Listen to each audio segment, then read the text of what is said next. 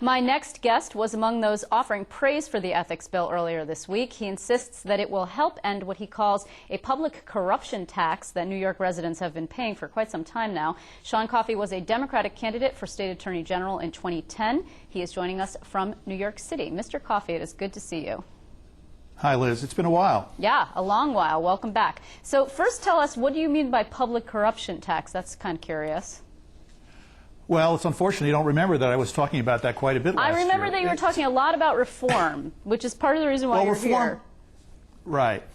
Well, in my view, a lot of the taxes we pay go to pay for sweetheart deals and other benefits to campaign contributors. Yes. And if we could somehow shine a light on some of that behavior, that you would reduce that expenditure and therefore cut what I call the public corruption tax. And I think this bill actually goes a pretty far ways. You know, it's a major step along that way. If you had a menu of all the things you'd want to do to reform Albany, this does not include every item that's on my menu, and some of the things that are on it aren't perfect. But it is there's no two ways about it. It's a significant step forward.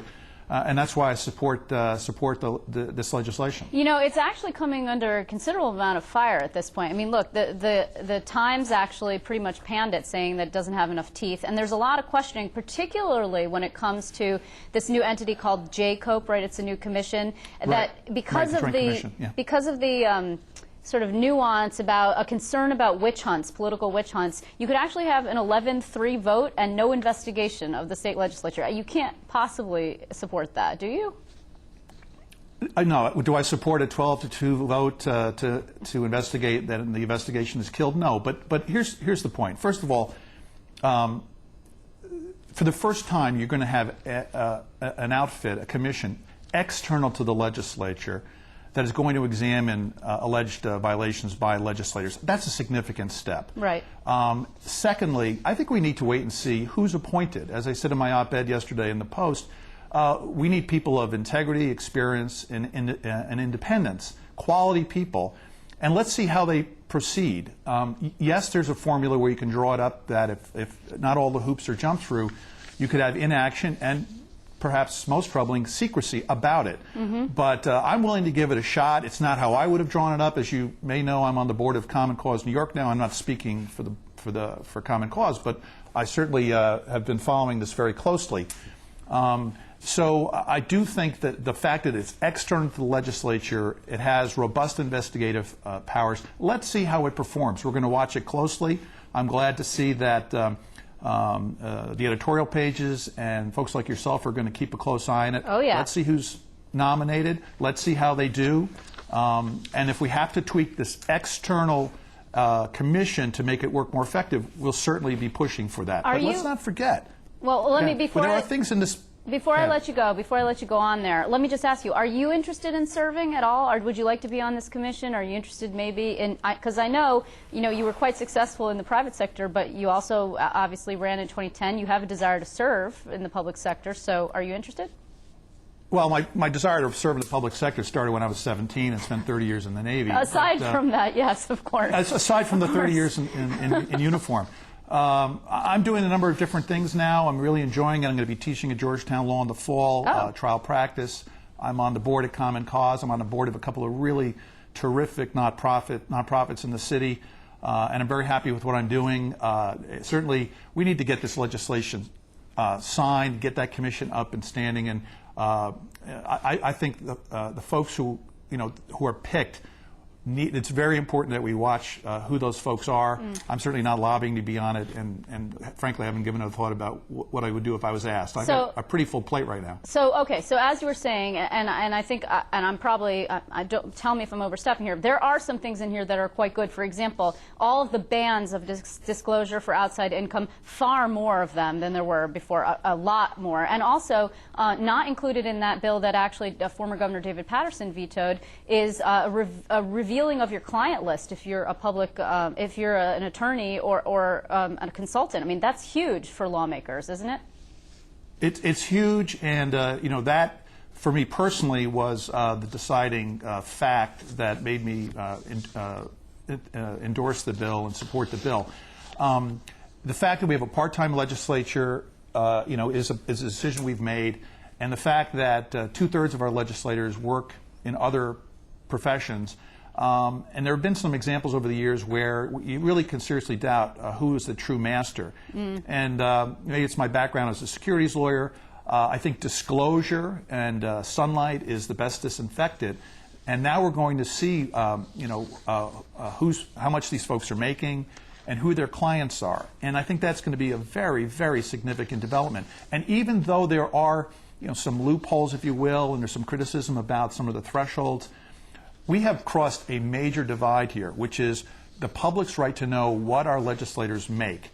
Now we're across that river. Maybe it's not exactly the place we want to be, but that point is an important one we can't lose sight of, and I think it's the most significant thing in this bill.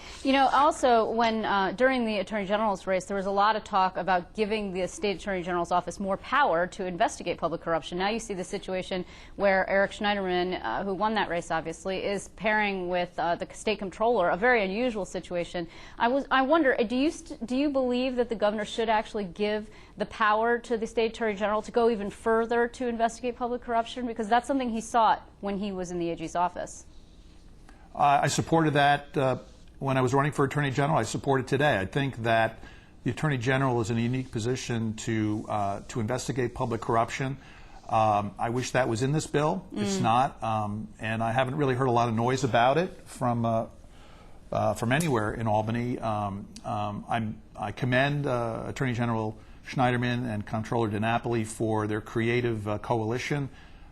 Which I think will help in some ways, although it still leaves there's still that big void, which is Albany, and a lot of what goes on there. So I would support having the AG get that power. And the other thing you talked about in your editorial, of course, is that campaign finance reform is pretty much devoid of this bill. And obviously, I would assume that you would support it. Chief among the reforms for campaign finance, what do you think would have been most important to include in this, or to include going forward?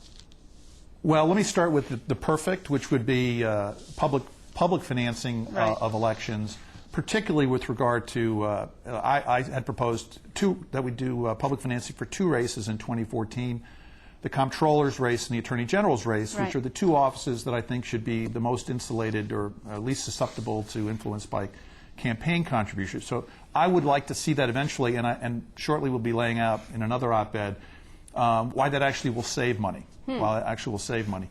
But certainly reducing the limits. When I ran for Attorney General, I could take a contribution for $55,900. I call that obscene. When I ran, it's still obscene. We need to reduce that. The other thing that's missing here that is very important when I talk about my menu and what's missing is nonpartisan redistricting.